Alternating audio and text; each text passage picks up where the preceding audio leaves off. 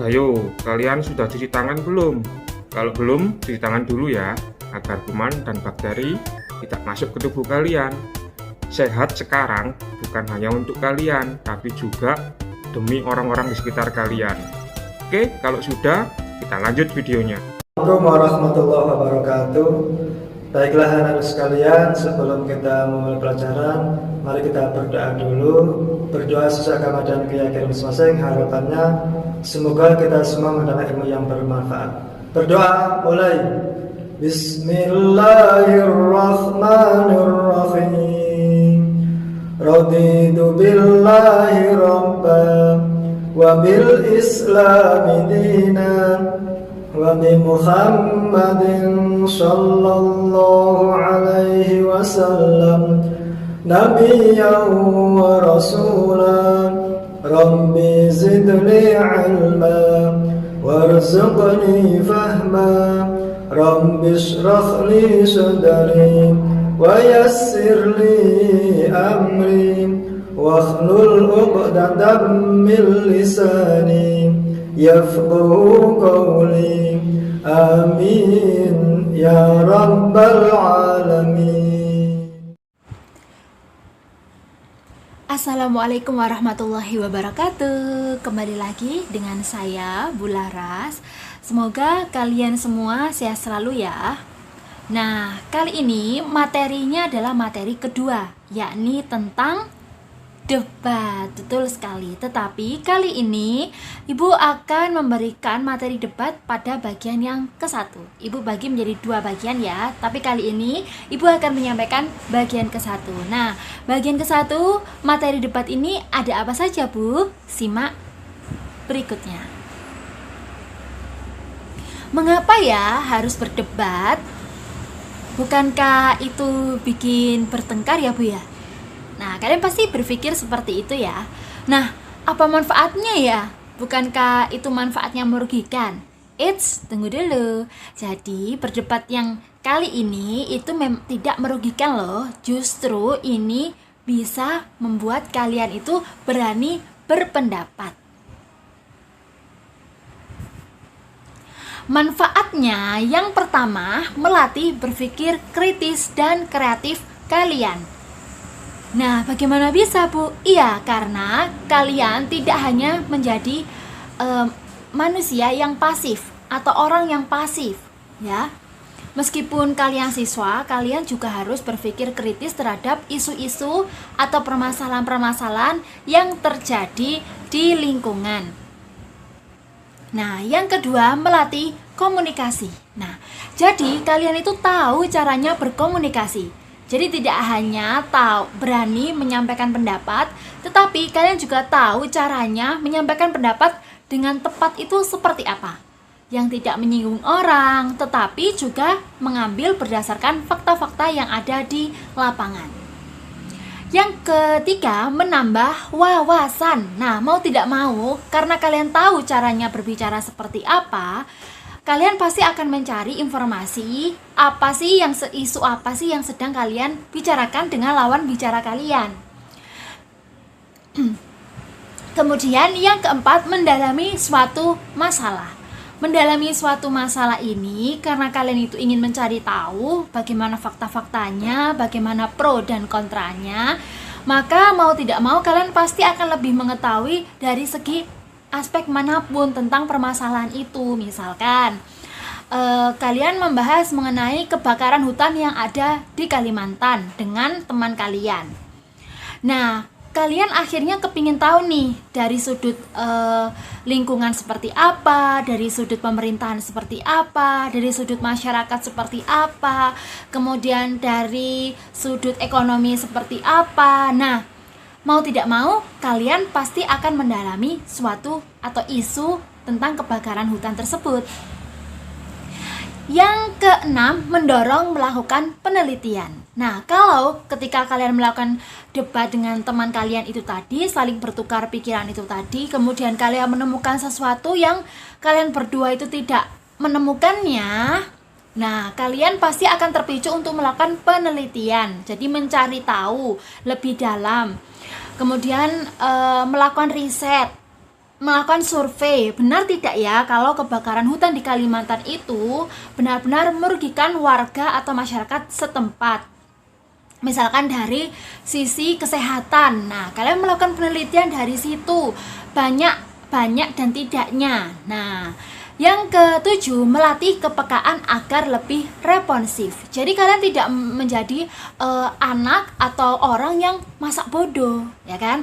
Dengar berita ini masak bodoh, main game aja deh, atau mungkin chattingan aja deh. Nah, kalian tidak menjadi seperti itu. Kalian menjadi lebih responsif. Kalian minimal kalian membaca atau kalian melakukan langkah-langkah yang lain.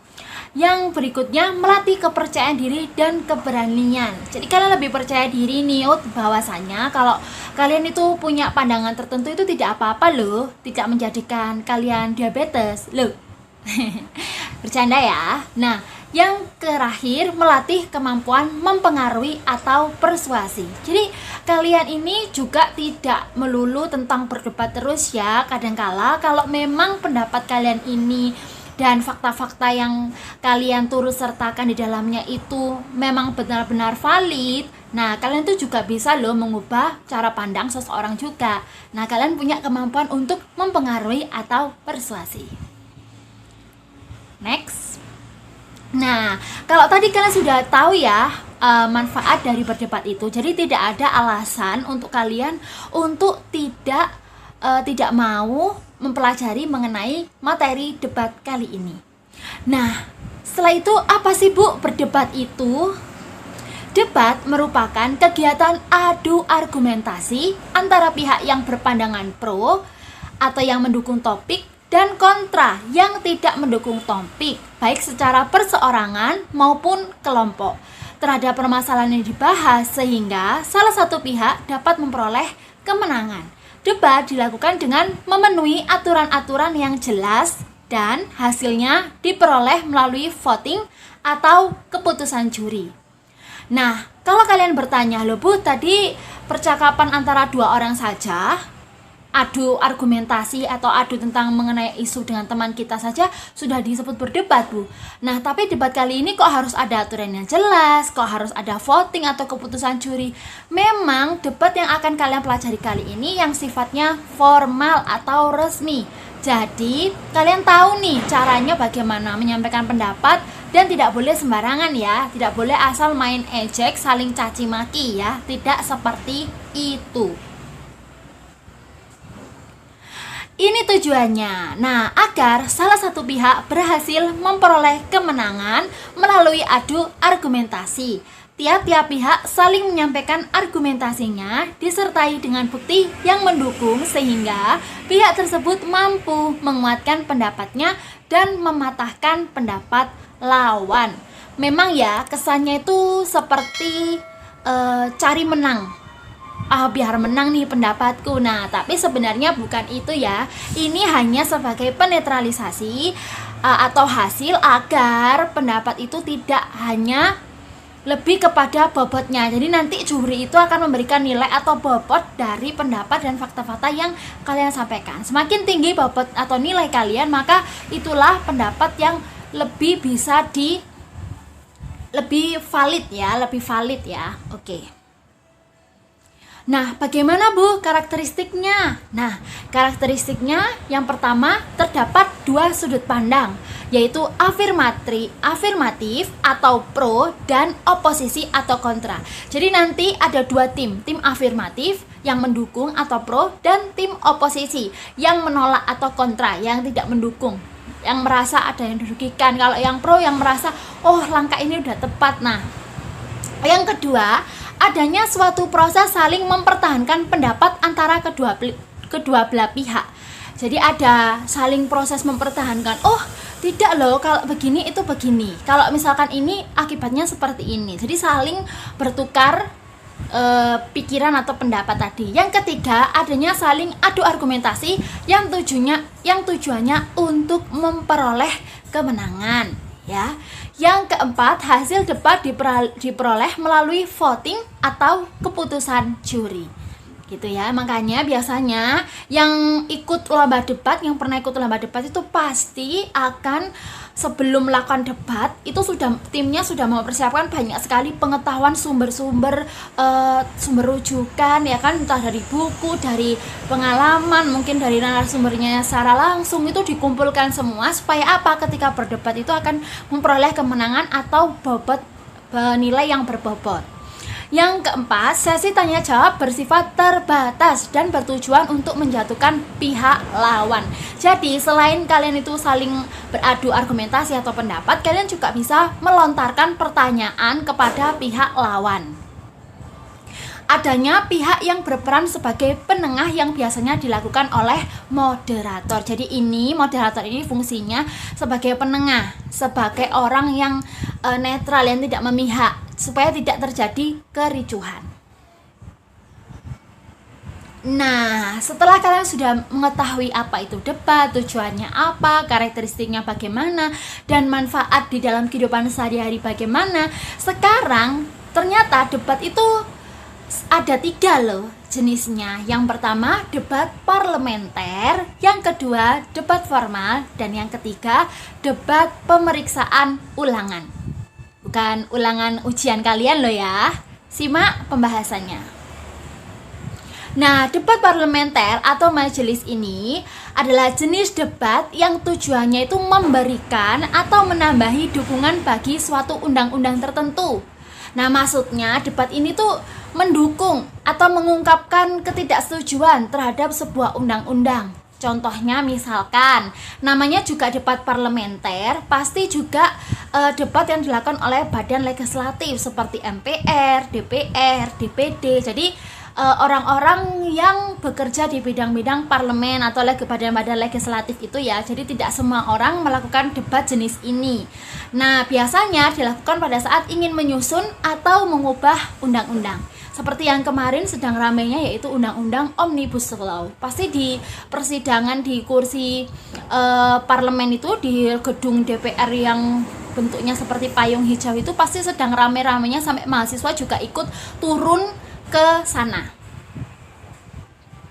Yang kedua, debat pemeriksaan ulangan. Debat ini bertujuan untuk mengajukan beberapa pertanyaan yang satu sama lainnya berkaitan, jadi punya kaitan, sehingga akan menyebabkan tiap-tiap individu yang diberikan pertanyaan itu menunjang posisi yang akan ditegakkan serta diperkokoh oleh penanya. Nah, jadi dari serangkaian pertanyaan itu tadi, fungsinya adalah untuk menunjang posisi untuk memperkuat posisi oleh orang yang ditanya. Nah, jadi debat yang dilakukan untuk mengetahui kebenaran pemeriksaan terdahulu. Nah, ini maksudnya apa ya, Bu? Nah, ini contohnya ada di debat yang dilakukan di kantor-kantor pengadilan, entah itu untuk membela pihak yang menjadi terdakwa. Kemudian dari pertanyaan-pertanyaan itu, nah akhirnya diperlukanlah yang namanya debat pemeriksaan ulangan. Yang terakhir adalah debat formal atau konvensional atau debat pendidikan. Nah, debat ini loh yang sering kalian diadakan di sekolah-sekolah, lomba debat, lomba ini. Nah, ini jadi debat yang memberikan kesempatan bagi 2 tim pembicara untuk mengungkapkan kepada para pendengar beberapa argumen yang menunjang atau membantah suatu usul. Nah, setiap pihak diberikan waktu yang sama bagi pembicara konstruktif dan bantahan. Kalau konstruktif itu adalah pembicara yang pendapatnya itu membangun, dan pastinya ada pembicara yang membantah atau yang tidak menyetujui. Seperti tadi ya, ada tim oposisi dan tim afirmatif. Oke, sekian dulu anak-anak. Terima kasih, semoga bermanfaat dan tetap semangat belajar dari rumah. Jangan lupa dikerjakan tugas-tugasnya dan dibuka webnya, baik di YouTube maupun website SMKY PNS Gempol. Assalamualaikum warahmatullahi wabarakatuh. Salam olahraga, salam sehat. Jangan lupa memakai masker setiap kali berkegiatan di luar rumah.